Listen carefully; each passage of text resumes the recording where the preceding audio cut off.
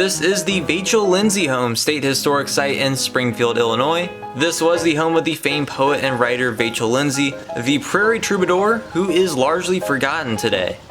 The home is now a state property and is open for tours.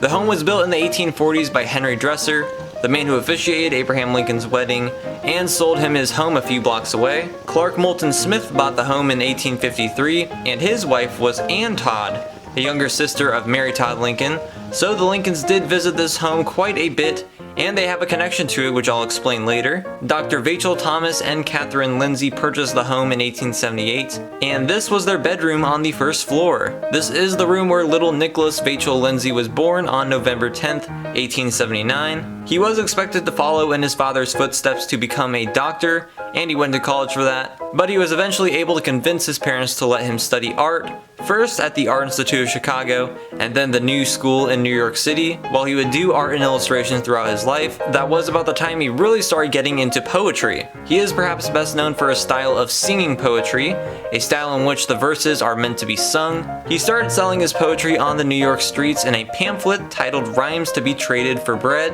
In 1906, he started trekking by foot across the country selling his poems for food and lodging. He went from Jacksonville, Florida to Kentucky, then New York City to Ohio, and then he walked from Illinois to New Mexico in 1912. He did accomplish all of these treks simply selling his poems for food and lodging. During the last big trek to New Mexico, he wrote The Congo, which became a very famous poem at the time with its rhythmic basis on African American speech rhythms and jazz. By this point, he was very well known across the country, and he was often showcased alongside the other popular Illinois poets, Carl Sandburg and Edgar Lee Masters. Lindsay gave a poetry reading to President Woodrow Wilson and his cabinet in 1915.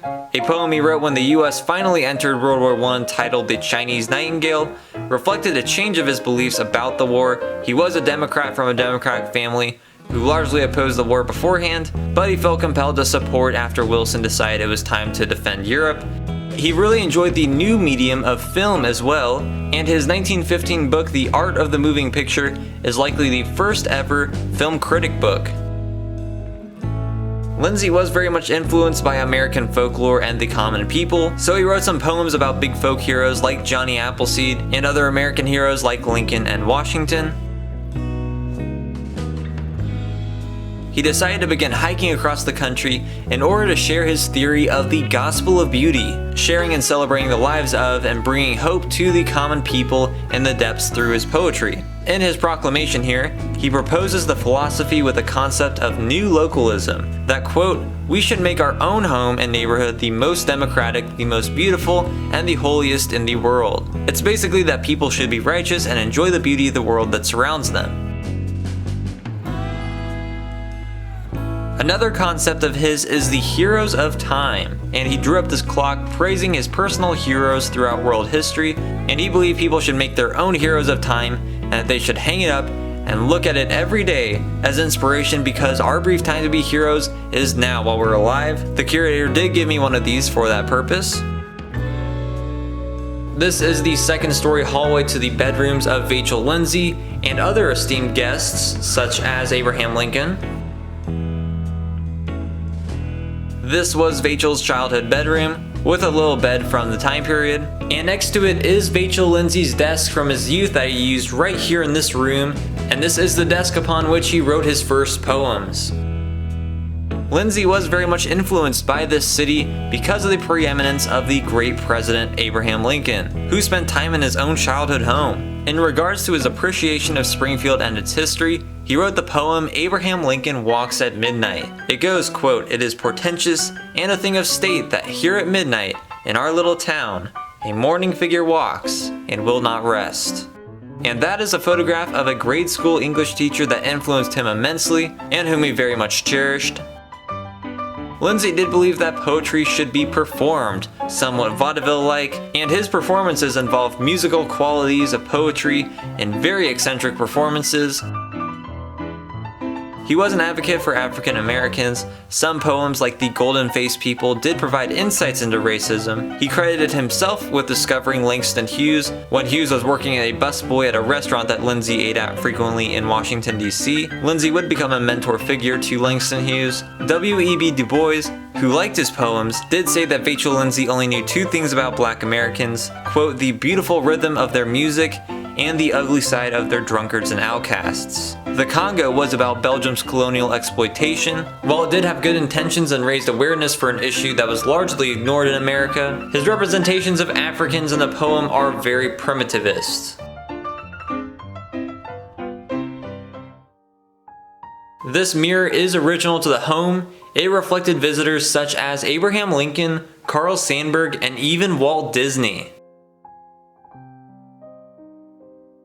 He moved to Spokane, Washington in 1924 and married Elizabeth Connor the next year. He did have severe financial difficulties during this time, especially after they had a kid. So from 1928 to 1929, he took up an exhaustive reading tour throughout the East and Midwest. He was awarded with a Poetry Magazine Lifetime Achievement Award. So in April of 1929, he moved back into this home, his birthplace. Alongside the stock market crash and the Great Depression, he did publish 2 more poetry volumes, but it wasn't enough, and he did end up having to travel to work odd jobs for over 6 months. The financial strains were very severe at this point, and his health began failing. He started becoming quite depressed. Then on December 5th of 1931, in this room, he commits suicide by drinking a bottle of lye. His last words were, quote, "They tried to get me, I got them first." This room is right above the room he was born in 52 years prior. Lindsay did say that, quote, "Everything begins and ends for me at 603, this house being at 603 South 5th Street. Lindsay also wrote in The Dreams of All Springfield Writers that, quote, "I'll haunt this town, though gone the maids and men, the darling few, my friends and loves today, my ghost returns bearing a great sword pen." So he now haunts Springfield right alongside Abraham Lincoln. Back to Abraham Lincoln's connection to this home, this back bedroom is the one where Abraham Lincoln spent his very last night in his adopted hometown of Springfield, Illinois. The Smiths held a final farewell reception for the Lincolns in this house on the evening of February 10th, 1861, right before they left for Springfield for Washington, D.C. in the morning. They decided not to spend the final night in their own home and instead slept in this very room, just across the hall from Vachel's room. Mr. Smith was a clothing merchant, so he did accompany them to help the First Lady pick out her wardrobe. She would go ahead and frequently pick out and spend a lot more on the wardrobe after he had long returned. This is the original floor where Abraham Lincoln walked and spent his last night alive in his beloved hometown. But he now walks as a ghost at midnight. Lindsay was a very interesting personality who I didn't know much about before I visited, so I'd highly recommend visiting this storied home. Please check out my other Lincoln and Springfield videos, and thanks for watching.